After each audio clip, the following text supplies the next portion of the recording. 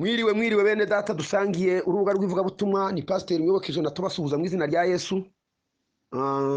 Tugiye kuganira ijambo ry'Imana ariko nagize imirimo myinshi bigaragaye ko nditanze amasaha yatambutse murambabarira.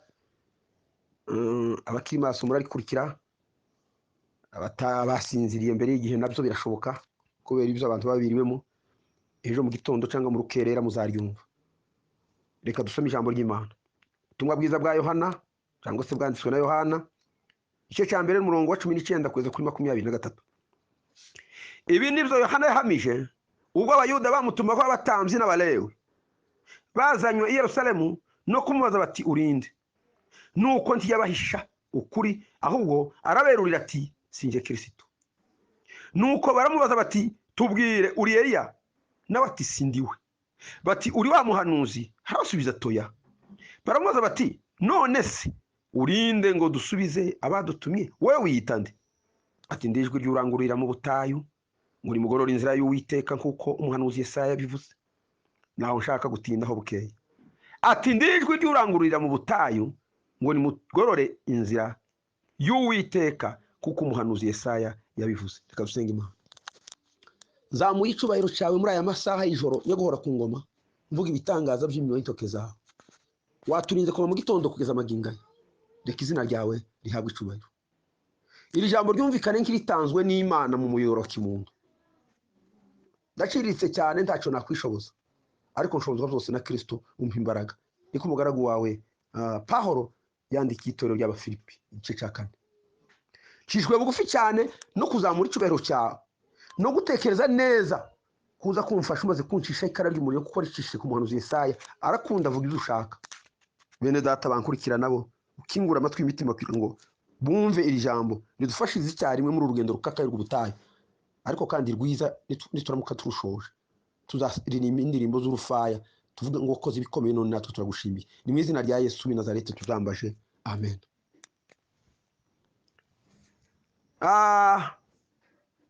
Ijambo ryacu riravuga ngo natandukanya amajwi wumvira muri uru rugendo. Abatambyi n'abalewi basanze Yohana bashaka kumubaza uwo ari we kuko nawe yakomokaga mu muryango w'abatambyi. Akibabona amenya icyabazanye, arababwira sindi Kristo, kuko abayuda biteguraga Mesiya ari we Kristo uzaza kubavana mu bubata bw'Abaroma.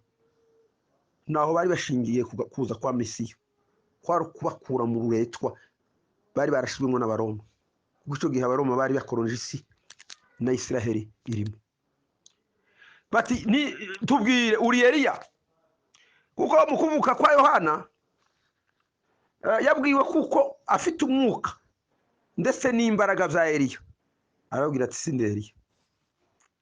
Batese uri wa muhanuzi? Ndati sindiwe. Bati none se tubwire urinde, tubwire uri we kugira ngo badutumye tubashire igisubizo. Arababwira atabahisha, araberurira neza, arababwira ngo sindi Kristo, sindi Eliya, sindi umuhanuzi cyangwa wa muhanuzi, ahubwo ngewe ndijwe. Ryijwe ry'urangurira mu butayu ngo nimugorora inzira y'Uwiteka nkuko umuhanuzi Yesaya yabivuze. Yohana kubera ko yabaga ku musozi yibera Yudaya, ibyo kurya zarinzige n'ubuki bw'ubuhura, nta myenda ifatika yari afite. Rwaruhu rw'ingamiya agakenyeza n'imishumi. Naho yari ari niho yiberaga, yanywaga amazi y'urubogobogo gaturutse mu masoko y'imisozi. Ntiyikozaga abantu cyane, usibye ko rimwe na rimwe ngo yaramanukaga ngo aze kwiga uko bameze, ariko ntabatindemo kuko yari afite ubutumwa bwo kuzabakorera. Niyo mirimo yatumye Yohana umubatiza abaho, haba integuza ya Kristo. Yesu i Galilaya, Yohana umubatiza abiyudaya. Buri wese akajya yumva amakuru ya mugenzi we nyine bitangaza akora, ariko batarabonana kugeza igihe amubatirije. Ariko na nyuma yo kumubatiza yaramuyobewe. Habe n'igihe yari amaze gufungwa na Herode yaramuyobewe. Ibyo si byo ntindamo. Tandukanya amajwi wumvira muri uru rugendo. Bene data, hari amajwi mabi. Iyo usomye ijambo ry'Imana usanga hari amajwi mabi yagiye agaragara ku bantu batandukanye. Uretse n'ijambo ry'Imana no muri iyi si turimo, muri karitsiye dutuyemo, mu nsengero dusengeramo, muri za minisiteri tubarizwamo, mu matsinda y'abanyamasengesho, mu isoko turema, muri bisi dufata tugiye ahantu hatandukanye, muri serivisi tubamo, habamo amajwi mabi, habamo n'ameza. Ariko ndagukangurira muri iri joro ngo tandukanye ijwi ryiza n'iribi uhura naryo muri uru rugendo, kubera ko ndatinda cyane kandi niza gutinda mu nyihanganiyeho bukeya. Mfashe sije isa nkaho ari nini kuko nayiteguye, ariko ndagenda nyura mu magambo make. Nimwumva ndatinze kuko washakaga ko ntinda, umenye ko ari ikibazo cy'umwanya. Reka duhere ku majwi mabi tugomba kurwanya mu izina rya Yesu wabambwe akanazuka. Ijwi rya mbere ni ijwi ry'amaraso. Uzanye mu gitabo cyo Kuva ibice 4 n'umurongo wa 10 haratubwira ngo icyo wakoze icyo ni iki. Ijwi ry'amaraso ya murumuna wawe rirantakira ku butaka. N'Imana yabajije Kayini amaze kwica murumuna wa Abeli, yaravuze ngo icyo wakoze icyo ni iki. Ijwi ry'amaraso ya murumuna wawe rirantakira ku butaka. Nukuri ubu hari amajwi y'amaraso uhereye mu burasirazuba bw'isi, hagati y'Abisiraheli n'Abarabu, Abanyepalestina ku buryo bwihariye. Amaraso muri bihugu za Iraq, amaraso muri za Syria, amaraso muri Afurika y'Uburengerazuba mu gace bita Sahel, Boko Haram n'iyindi mitwe y'Isilamu yiyendera ku mahame akomeye, muri za Somalia Al-Shabaab, muri Congo imitwe itandukanye kandi y'inkumbi imena amaraso buri munsi. Aya majwi arahari, ariko mu izina rya Yesu w'i Nazareti iturinda amajwi y'amaraso. Nidusenga tujye dusenga ngo ducecekesheje ijwi ry'amaraso. Hari ijwi rya kabiri ni ijwi ry'uburiganya no kubeshya. Usomye mu gitabo n'ubundi cyo Kuva ibice 27 umurongo wa 22, Yakobo yegera se aramukorakora, aravuga ati ijwi ni irya Yakobo ariko ibikonjo ni ibya Esawu. Imana itubabarire cyane. Hari amajwi y'uburiganya ahari, hari amajwi yo kubeshya ahari, hari amajwi y'abatubuzi, hari amajwi y'abashyushya inkuru, hari amajwi yo gukabya, hari amajwi yo gutemangiga no kubeshya, ariko kubeshya gukabisha. Yakobo yarabeshya, yifuzaga umugisha, ashaka kuwiba mukuru we Esawu, abigendeye mu inama na nyina Rebeka, kubera ko yamutoneshaga, naho Isaka agatonesha umuhungu we mukuru ari we Esawu. Igihe cyo kumuha umugisha simbitindamo tubitaza gufata umwanya muremure. Yakobo nyina mutekera intama, mu gihe Esawu yagiye guhiga ngo azane umuhigo umuhesha umugisha. Aratanguranwa vuba vuba yitwaza inyama zitetse neza, nyina yamutekeye. Abwira se ati data ndaje pesha umugisha, umuhigo wantumye ndawuzanye. Isarabwira ati umwana wanjye kubangutse byagenze gute? Aramubwira ati nahuye n'inyamaswa isa niyigenza hafi aho ngaho njingira mu ishyamba, ndayica niyo nkuzaniye. Ati gira hino nse nkugukora umwana wanjye numve ko ari wowe. Aramwegereye, ariko atarambwira ko numva ijwi ari irya Yakobo, ariko bikonjo kubera ko Esawu yagiraga ibyoya ku mubiri. Nyina arewe Rebeka yari yabwiye umuhungu Yakobo ati ufata ubwoya bw'intama, uruhu rw'intama arumwambika ku maboko, kubera ko Isaka atarakibona. Sanse yo gukora niyo yakoraga, yumva rwa ruhu rw'intama agira ngo ni Esawu. Aravuga ati mwana wa kunumva ijwi ari irya Yakobo, atari ko umubiri uko wese undi ati nta rwose ndi Esawu umwana wawe w'imfura. Hari ijwi ry'uburiganya. Hari abantu bafite ibikonjo bya Esawu ariko kagira amajwi ya Yakobo. Hari abantu bavuga uko batari, hari abantu bavuga ibyo badakora, hari abantu barata icyo batigeze baba, hari abantu bashaka kugaragara ariko mu mitima yabo atari ko bameze. Bafite ijwi rya Yakobo ariko bakagaragaza ibikonjo bya Esawu kugira ngo batamenyekana. Ariko reka mbabwire bene data, dumuka teka imani, twirinde ayo majwi ari muri iyi nzira, tuyirinde tutayagira, tuyirinde atatubaho, tuyirinde tutayadukana, tuyirinde mu izina rya Yesu w'i Nazareti. Hari amajwi y'ababyina. Usomye mu gitabo cyo Kuva ibice 32 n'umurongo wa 18 ngo aramusubiza ati iryo jwi ni urusaku rw'abasakurishwa no kunesha, no kuneshwa, kandi si ijwi ry'abatakishwa no kuneshwa, ahubwo ndumva amajwi y'abakina. Hakika ya Mungu. N'igihe Mose yaramanutse ku musozi wa Sinayi ari kumwe na Yosuwa, Abisirayeli bashukashuka. Bwana wetu asifiwe. Aroni ngo nabaremera Imana y'ikimasa, nawe aremera. Barabyina bati iyi niyo Mana yadukuye mu Egiputa. Mose amanutse yumva ijwi. Yosuwa aravuga ati n'ijwi rikomeye, sinzi intambara yabaye mu nkambi. Undatoya, si ijwi rituruka ku kunesha, kandi si ijwi ritaka kubera kuneshwa, ati ahubwo ni amajwi y'abakina. Reka mbabwire bene data, ni ukuri hari igihe tuzamura amajwi ariko tudasaba imbabazi ko twaneshejwe, ubundi kandi tutabyina insinzi ko twanesheje, ariko bigasa n'ibikino. Tukidungira muri disikete kubera ko yacanye maremare, tukidungira mu babyina kubera ko bafite ritime nziza, dufite amajwi meza, dufite na danse nziza. Tukidungira muri ministeri kubera ko abandi benshi bagiyemo, tugatangira amatorero kubera ko dushaka kuba abakozi b'Imana anteregeme. Imana yatwitegereza ikabona tidufite umutima, tidufite guca bugufi nk'abashaka kugira icyo baronga, ubundi kandi tidushaka kurata Imana yaduhamagaye tugasa n'abari mu mikino. Ayo majwi nayo muherwanye mu izina rya Yesu. Hari ijwi ry'umuborogo. Usomye mu buhanuzi bwa mbere bwa Samweli ibice 4 n'umurongo wa 14. Eli ngo yumvishe ijwi ry'umuborogo, arabaza ati iyo mitugararo ni iki?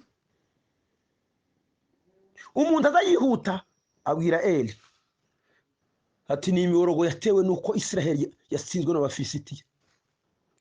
Hata abantu bapfuye bashize inzovu 3 z'abarwanyi b'Abisiraheli zahaguye. Ati gitangaje n'isanduku y'isezerano nayo yanyazwe, n'abahungu bawe bombi Hofuni na Finehasi nabo bapfuye. Ijwi ryo kuboroga. Eli wari ugeze muri zabukuru imyaka 98, atakifite imbaraga kandi atareba, ngo arahenanguka ku ntebe kubera n'ubunini yari afite n'umubabaro, akuba ijosi arapfa. Ubu hari amajwi y'imiborogo. Abantu babuze abana babo, abantu babuze imitungo yabo, dufite ibibazo bikomeye cyane. Ijwi ry'umuborogo ku wa mbere, ijwi ry'umuborogo ku wa kabiri, ijwi ry'umuborogo ku wa gatatu, icyumweru kigashira tuboroga. Ariko mureke dusenga Imana idutsindira amajwi y'imiborogo. Imana ishimwe cyane kuko ari ifite ijambo rya nyuma ku buzima bwacu.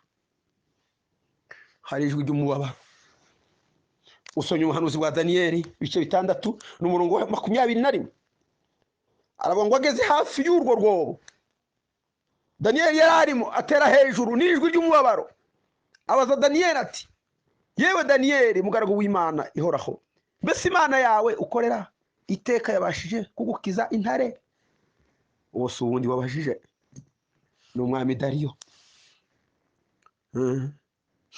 Bamaze kumushuka, Dumu katika imani yafashe Daniyeli, ayo makuru murayazi, amujugunya mu ruwo rw'intare, ariko ngo aradasinziriye. Aribambura mu gitondo kare kare, nibwo yamubaje ngo Daniyeli, atarajuru n'ijwi ry'umubabaro. Abaza Daniyeli ati yewe Daniyeli mugaragu w'Imana ihoraho, mbese Imana yawe ukorera iteka yabashije kugukiza intare? Aravuga ati nukuri sinigeze ncumura imbere y'Uwiteka, kandi sinacumuye imbere yawe. Ati Imana yohereje abamarayika bayo bandinda amenyo y'intare ndi muzima. Ijwi ry'umubabaro. Abantu barabaye kandi tubabajwe na byinshi, ariko mureke twiringira Imana kandi tureke gucumura ku Mana yacu. Nitumara duce bugufi, marayika w'Uwiteka azaturengera mu gihe cyangirende. Amajwi mabi reka tube turekere kuri ayo majwi, tuvuga amajwi meza. Dumu katika imani. Hari amajwi meza, ayo niyo dukeneye kumva, ayo niyo dukeneye kuvuga, ayo niyo dukeneye gutangaza, ayo niyo dukeneye kwamamaza, ayo niyo dukeneye kwatubamo, ayo niyo dukeneye gutunga, ayo niyo tugomba kwigana, ayo niyo tugomba kugenderamo. turahera ku ijwi rya mbere n'ijwi ryituza. Haleluya. Usomye mu by'abami ba mbere ibice 19 n'umurongo wa 12, Bibiliya tubwira ngo hanyuma y'igishitsi hakurikiraho umuriro, ngo ari kuwiteka ntiyari mu muriro, ngo hanyuma haza ijwi ngo ryoroheje ryituza n'ijwi ry'ishyaka. Iyi nkuru iravuga umuhanuzi Eliya amaze ngo kwica abahanuzi ba Bali n'abasheri 850. Yezebeli yamutumyeho ngo umunsi nk'uyu isaha nk'iyi wabikiyeho n'ukuri nawe uzapfa, ngo kandi nudapfa ngo imana z'ibigirwamana nizo yavugaga ngo zibimpore kandi zibimpore bikabije. Nibwo yahunze ajya kwiyahura, atangira gutekereza ko abasekuru, asika umugaragu ahantu akora urugendo avuye ishira, aragenda urugendo rw'umunsi umwe, yicara munsi y'igiti cy'umurotemu yisabira gupfa. Ariko nijoro marayika aramubyutsa mukomaho, aramuvuga ati byuka urye kandi unywe kuko urugendo ufite ruracyari rurerure. Abyutse asanga umutsima utaze ku makara, asanga n'agacumu k'amazi, aranywa arongera ariryamira. Ryajwi rirongera riragaruka rimubwira bya bindi. Arasohoka aragenda ava mu buvumo bw'ahantu hito Horebu ku musozi w'Uwiteka. Nibwo Imana yamubwiye ati sohoka muri ubwo buvumo nkubwire nkuganirize. Imana imuca imbere, humvikana ikintu gikomeye cy'umuyaga uhinda cyane, ariko Imana ntiyari urimo. Hakurikirwa n'igishitsi, Imana ntiyari irimo. Hakurikira umuriro, Imana ntiyari irimo. Nyuma ngo haza ijwi rituza. Hari igihe twinaga mu kirere tugacuranga diskete, tugatera za haleluya, tugakora ibiterane simusiga z'umusubirizo umunsi ku wundi, tugatangaza amina, ariko ntitugira icyo twumva. Nyuma y'umunsi umwe gusa abantu bavuye muri ibyo, ugasanga ari bataraga ari babisi. Umuyaga wabonetse kiwabahinduye, igishitsi cyabonetse ticyabahinduye, umuriro wabonetse kiwabahinduye, ariko bategereje ko duhindurwa n'ijwi rituza. Hahantu uceceka wenyine ugatekereza, vous méditez personnellement, ugatekereza ku Mana. Ijwi rituje. Bwana wetu asifiwe. Ijwi rituje ritanga ituza. Niko n'umurimvyi yaririmbye ngo tunganira Imana tuza umutima, ngo muze ukora byose wihutiraho, je wumvira umwuka ugwiza urukundo, ntaso nuzagira nubona Yesu. Mureke tuye tubanza dutuze. Habe na Nehemiya ajya gutekereza kubaka inkike z'i Yerusalemu, ngo yarabanje aricara. Niko Bibiliya itubwira, muzasoma igitabo cya Nehemiya cy'amateka. Imana ihimbazwe. Aricara ngo arabanza aratekereza. Hari igihe dukora ibintu kubera ko abandi babikoze, hari igihe dukora ibintu kubera ko abandi babyihusemo, hari igihe twihuta tugendeye kuri ritime yabo tutahagurukanye, dutekereza ko kwaho bageze ariho tugomba kugera. Ariko nimureke tuye tubanza dutuze. Nuva mu gitaramo ubanza utuze, nuva mu giterano ubanza utuze, nuva muri seminaire ubanza utuze, niwumva ijambo ry'Imana kiringiri turimo dutanga ubanza utuze, nurangiza kwiga ishuri rya Bibiliya abanza utuze, nusengerwa ku pastor ubanza utuze, kuko mu muyaga mu gishitsi no mu muriro birashoboka ko ijwi ritakomokamo, ariko bamara gutuza. Tunganira Imana, tuza umutima, mu byo ukora byose wihutiraho, je wumvira umwuka gwiza urukundo, ntaso nuzagira nubona Yesu. Hari ijwi rya kabiri ryiza, n'ijwi ry'imbaraga yo mu gitondo. Uri usomye mu buhanuzi muri Zaburi 22 no ku murongo wa mbere, Zaburi ya Dawidi. Umuririmbyi Bwana wetu asifiwe sana, yaravuze ngo uruwera uruwera mwami Imana yacu, ngo kare mu gitondo tukuririmbire, ngo uri umunyembaraga uri umunyebambe uri ubutatu uri n'Imana imwe.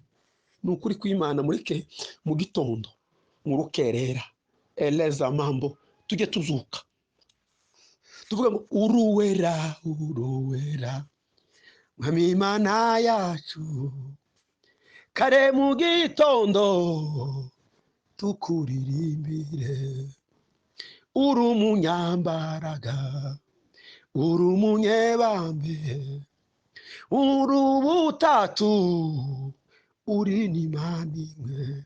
Tujye turirimba mu gitondo murukerera, nigeze kubyigisha imbaraga zo mu gicuku, nitumara turirimbe tuvuge ngo anongoneza rohoni uwangu. Imana ihimbazwe cyane. Ijwi ry'imbaraga yo mu gitondo, ijwi ry'amasengesho yo mu gitondo, hakika ya Mungu, ijwi rya haleluya yo mu gitondo, ijwi rya amina yo mu gitondo, rifite imbaraga. Ryumve, rizirikane, ryiteho, rikoreshe, risengere, ribemo, kugira ngo rizagufashe muri urugendo rukakaye. Tandukanya amajwi wumvira muri urugendo. Ijwi rya gatatu ni ijwi ry'ishimwe. Uririnze n'ubundi muri Zaburi 26 no kuri 7 haravuga ngo kugira ngo mwumvikanishe ijwi ry'ishimwe, mvuge imirimo yose itangaza wakoze. Mureke tujye dushima. Niko Pawulo yandikiye ngira ngo n'Abafilipi ngo mu bihe byose tujye dushima Uwiteka. Nimba twabuze ibyo twari dukeneye kuronka, dushima Imana. Nimba twabironse, dushima. Situation tuzaba turimo, mureke dushime. Niko muri ibyo ngo nishimiye ko menye rwose, kuko ishimwe dutanga si ryo kuronka, ahubwo ni kumenya ko rwose ko Kristo ari umukiza wacu. Niko umurimbyi yaribye, nishimiye ko menye rwose ko umukiza wanje niwe wancungu j'amaraso, nizera mvuku bwa kabiri, yambwiye ko ndo munyabyaha, ndiyanandizera arankiza, izo ndirimba nizo mvuga, shima umukizo udasiba. Ijwi ry'ishimwe. Hari ijwi rya kane, ni ijwi ry'ibinezaneza. Uzamye mu gitabo cy'ibyakozwe n'intumwa ibice 12 n'umurongo wa 14 ngo amenye ijwi rya Petero ngo ibinezaneza bimubuza gukingura, ngo nuko yirukanga asubira mu nzu, ngo babwira ko Petero ahagaze kwirembo. Uwo si uwundi ni umuja witwaga Herode. Muri bukige Petero yari yashizwe mu gihome na Herode, amaze kwica Yakobo ashaka kwiyongeza Petero kugira ngo anezeze abayuda. Marayika w'Uwiteka araje amukomaho. Inzu yarakingiraniwemo yarimo abarinzi 16 bose abanyuraho, urugi rudakinguye, nta rusaku rubaye. Araza kugeza igihe aserukiye ku marembo, umuja witwa Rode aramubona, ariko ibinezaneza bituma atamukingurira kandi yaramukumbuye. Abanza atanga amakuru ko Petero ahagaze ku irembo. Iyo twanezerewe tugira dumukateka Imana, tugira ibyo tuvuga, twihutira gutanga amakuru meza. Hari ibyo twibuza gukora kandi zari bifite akamaro, ariko kubera ibinezaneza tugatanga raporo y'imigisha twahuye nayo. Nico gihe umuntu ashobora kuja mwivuga butumwa adafite itike, akaja mu masengesho wiwe badafite ibyo kurya. Hari ibiba bibuze ariko ntabyiteho, kubireba inezaneza agatanga raporo imbere y'Imana, akavuga icyo yarategereje kubona kandi akivugana ubushizi bw'amanga. Ariko akenshi iyo tudafite ibinezaneza dutanga za raporo z'ibyo dukeneye mbere yuko dusenga, mbere yuko tubwiriza, mbere yuko duhanura, mbere yuko tujya gusengera abarwayi, tukabanza gutanga ibitubabaje, ibyo twumva bituremereye bitanaboneka ntitugende. Ariko Rode yananiwe gukingura kandi ari byo byari bikwiriye, arabanza atanga information, aravuga ngo Petero hano ku rugi. Iyo turi mu ijwi ry'ibinezaneza zitwiyitaho cyane, nubwo kwita ari kwiza cyane, ariko hari bimwe twirengagiza kugira ngo dusingire ibindi bifite inyungu zirenze izo twari tuzi. Hari ijwi rya gatanu, nijwi ritugarura mu nzira nziza. Usomye mu bitabo cy'ibyakozwe n'intumwa ibice 9 n'umurongo wa 4, agwa hasi yumva ijwi rimubaza riti, Sawuli Sawuli undenganyiriza iki? Nibigiye Pawulo wari ucitwa Sawuli yaragiye Damasiko amaze gusaba urwandiko ku mutambyi mukuru, kuko yari umuhungu wizerwaga cyane kugeza igihe harwi izandiko zo kuza gutoteza abavugaga izina rya Kristo, ariko nawe ngo bitewe n'ishaka ry'idini rya Kiyahudi. Mu yandi magambo yasaga n'ufite ishaka ry'idini ariko akarwanya Kristo kandi ari we mubambiwe. Haragenda acisha impapuro arazikatisha, kuko Abisiraheli benshi abayuda bari barahungiye batatana baje Damasiko muri Siriya. Amenya ko bashinze umurimo kandi ukomeye, ashimishwa no kuza kubafata akababaza, akabafungisha abandi bakapfa. Imana ari mufiteho umugambi yumvijwe n'ijwi ridusubiza umuntu mu nzira nziza nubwo yaragiye kuyoba. Ni kumurimbyi yavuze ngo nimuze tubagarure abantu batagwa mu moshya. Satani yarahagaze atangira abasanga Yesu, cyo nimuze tubagarure abantu batajya mu moshya. Mureke tugarura abantu. Arabaza ngo se urinde mwami? Aravuga ati ndi Kristo turenganye. Reka mbabwire bene data, dumu katika imani ni Kristo urenganye. Nibwo yahindukiye ageze i Damasiko baramuhunga, agarutse i Yerusalemu baramuhunga, batekereza ko ari intase kandi ibyo avuga bitari ku mutima we.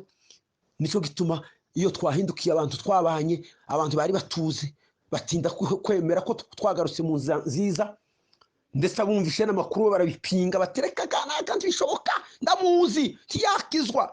Ariko iyo duhindukiye twumvije ryo guhindukira, abantu batwibazaho.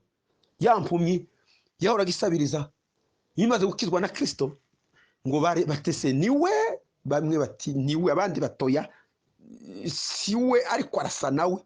Kugeza igihe baza kumubaza wenyine aravuga ati conzi nuko haje umugabo nkora ku maso ndahumuka. Abatambyi n'abanditsi batishimiraga kuko igitangaza cyakoreka aho ngaho kandi kitabaturutseho, batangira za enquête kugeza n'igihe babaza se aravuga ati umwana ni mukuru mugende mumubaze. Harabwira ati n'umuhanuzi nimba mutamwemera iconzi gusa nuko yankijije. Bamusunikira hanze y'urugi, ahageze ahura na Yesu arapfukama aramuramye.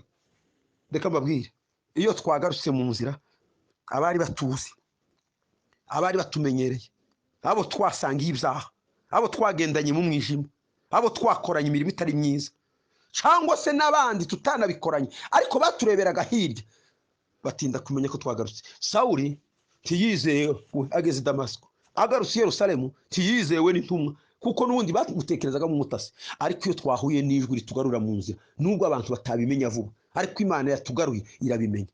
Mureke aho twatereye tuhagarukire, mureke icyo twananiye tubishobore, mureke uko batwumvaga bamenye ko twahindutse tukiri babandi. Hari ijwi rya gatandatu, n'ijwi ribabarira. Usomye mu gitabo cy'ibyakozwe n'intumwa n'ubundi bice 7 n'umurongo wa 60, arapfukama avuga ijwi rirenga ati mwami tubabareho iki cyaha. Amaze kuvuga atyo arasinzira. Uwo si uwundi ni Stefano.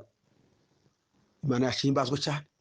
Stefano bamugiriye nabi, nta kindi yakoze, yarapfukamye agiye gucikana arabasabira. Ijwi rirenga, agira imbaraga zo kubasabira imbabazi kandi agiye gucikana. Bibiliya tubwira ngo yavuze ku ijwi rirenga, yavuze ku ijwi ryo hasi. Nuza kubabarira, babarira abantu bakumva, bwira abantu ko babariye, babarira abantu bakibereye aho, babwire bahe message ndakubabariye. Kandi tubivuge mu buryo bw'urwirurutso, ubivuge ibukiye ku mutima, urangururijwe. Muri ibyo aravuze ngo urangurura maze utangariza abafite intimba, bwira nabo bose bashaka kwiyahura ko dufite Imana itabara abayo iyo dusenzera twumva. Ijwi ribabarira. Hari ijwi rya karindwi, n'ijwi ryo kuzuka. Usomye ubutumwa bwiza nkuko bwanditswe na Yohana ibice 11 n'umurongo wa 43, ngo amaze kuvuga izo arangura ijwi rirenga ati Lazaro sohoka. Aya makuru turayamenyereye. Yesu yari inshuti ya Lazaro n'umuryango we wose. Aragenda azindutse kuko i Betaniya ngo hari haye ku mudugudu wiwe, yirirwa agakora ibintu byinshi hirya no hino, ariko agataha i Betaniya kwa Lazaro n'abashiki be. Kandi ngo ntiyavugaga mu ibanga, il ne parlait jamais en parabole, ngo yavugaga ijambo uko ryitwa kubera ko yabizeraga akabakunda. Kibabwira ngo ndi umutsima wamanutse uvuye mu ijuru, kibabwira ngo ndi umwungeri mwiza, yarababwira ngo ndi Kristo wavutse nk'umuntu ariko ndi umwana w'Imana, nazanywe no gukuraho ibyaha by'abari mu isi, kandi igihe kizagera mfe ku musaraba, nzuke mu bapfuye, nzamuke, nzongere ngaruke ubwa kabiri kugira ngo nima ingoma itazahanguka. Yababwiraga amagambo atanyujije mu migani kubera kubakunda. Amaze kumenya ko Lazaro yarwaye aratinda, amaze kumenya ko yapfuye abona kuza. Ageze kugitura ayo makuru turayamenyereye. atari babimenye biramusanga hirya mu gikari yagera mu bantu haravuga ati yawe hano musaza wacu ntaba yapfuye mwene nyina nawe araza avuga gutyo Mariya ariko Yesu aravuga ngo nije kuzuka n'ubugingo unyizeye nubwo yaba yarapfuye azakomeza kubaho ngo naho unyizeye utari wapfa we ngo ntazafiteka ngo se mwizeye ibyo niko muri ibyo avuze ngo uwo munsi yazazurwa bafiriye muri we ngo bave mu bituro nk'umucunguzi bazahurira mu ijuru n'abazaba bariyo nzaba mpari nanjye sinzaburayo nukuri ari ijwi ryo kuzuka niko Yesaya yavuze hakika ya Mungu ngo intumbi z'abantu bawe uzazigarurirwa ari nzima ngo n'abantu bapfuye banje ngo nanjye nzabagarurirwa ngo icyo gihe ngo ibyatsi bizongera bitote ikime gitonde ibyatsi bitonde ikime ngo n'ubutaka buzajugunya babwo uwo munsi yazazurwa abafiriye muri we ni muri Yesu abazazuka n'abafiriye bave mu bituro nk'umucunguzi bazahurira mu ijuru n'abazaba bariyo nzaba mpari nanjye sinzaburayo mureke tujye twumva ijwi ryo kuzuka abacu basinziriye bumva basinziriye muri we bazakanguka muri cya gitondo cyiza cy'ubugingo hari ijwi rya munani n'ijwi ry'impanda Matayo yarabyanditse 24:31 haravuga ngo azatumisha abamarayika be ijwi rirenga ry'impanda wibateranyize intoreze ngo mu birere bine guhereye impera y'ijuru ukageza kuri impera yacyo reka mbabwira ko abatoranijwe bose bo mu ijuru nabo mu isi bazahurira imbere ya Kristo icyo gikorwa kizaba kigeze ku rwego ruhanitse rw'amateka y'ikiremwa muntu kandi nukuri azima ngo ingoma y'imyaka 1000 Imana yashimwe cyane usomye mu byahishuwe kuri 20 no kuri 4 Yohana yaravuze ngo mbona intebe z'ubwami ngo mbona bazisharaho ngo bahabwa ubucamanza ngo kandi mbona ngo imyuka y'abashiwe ibihanga babahora guhamya kwa Kristo n'ijambo ry'Imana ngo ari abandi bataramije ya nyamaswa cyangwa ngo igishushanyo cyayo ngo kandi batashizweho ikimenyetso cyayo ngo barazuka bimana na Kristo imyaka 1000 reka mbabwire kuko hari ijwi ry'impanda niko muri ivyo mvuze mpanda y'Imana izavuga ngo abapfuye bazuke abazaho bariho bahindurwa twese tse kumusanganira kwimana ingoma itazahanguka Imana ihimbazwe cyane hari ijwi rihamya Imana yacimbazwe cyane hari ijwi rihamya usomye byahishuwe 19:6 ngo numva ijwi risa n'iry'abantu benshi ngo nirisa ngo n'iry'amazi menshi asuma ngo nirisa n'iryo guhinda kw'inkuba gukomeye ngo kwinshi rivuga riti haleluya ngo kuko umwami Imana yacu ishobora byose iri ku ngoma eleza mambo ngo haleluya kuko umwami Imana yacu ishobora byose iri ku ngoma nukuri hazumvikana ijwi rihamye bene data Imana y'Aburahamu na Isaka na Yakobo ikomeze twambika imbaraga tumenye amajwi duhura nayo muri uru rugendo dutandukanye amajwi mabi n'amajwi meza twanga amajwi mabi dukunda amajwi meza mureke dutandukanyijwe igihe kimwe abantu barasakuje ngo basingiza Herode mureke tujye dutandukanya amajwi iyo utamenye gutandukanyijwe ufata iryiza ukarigira ribi ugafata iribi ukarigira ryiza cyangwa tusobanukirwe iryiza ko ari ryiza cyangwa iribi ko ari ribi ngo yatanze discours usomye mu gitabo cy'ibyakozwe n'intumwa ibice 12 no ku murongo wa 20 ukageza kuri 22 yatanze discours abantu baravuga bati none ntiyavuze nk'umuntu yavuze nk'Imana bati yemwe noneho ijwi ry'Imana si iry'umuntu abantu basakuza cyane bati yemwe noneho si ijwi n'ukuri si ijwi si nk'iry'umuntu ni nk'iry'Imana ariko ngo muri ako kanya marayika w'Uwiteka marayika w'umwami Imana ngo aramukumbanya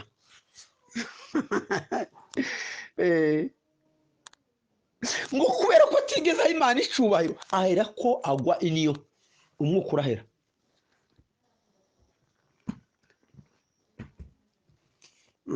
Asifiwe sana.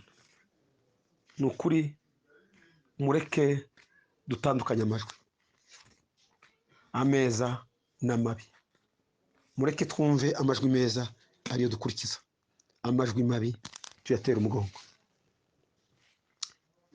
Imana y'Aburahamu na Isaka na Yakobo ibaha imigisha. Kuva ino saha mwumviye ijambo ry'Imana, mureke dusenga Imana idutandukanyije amajwi. Hari amajwi y'impuha,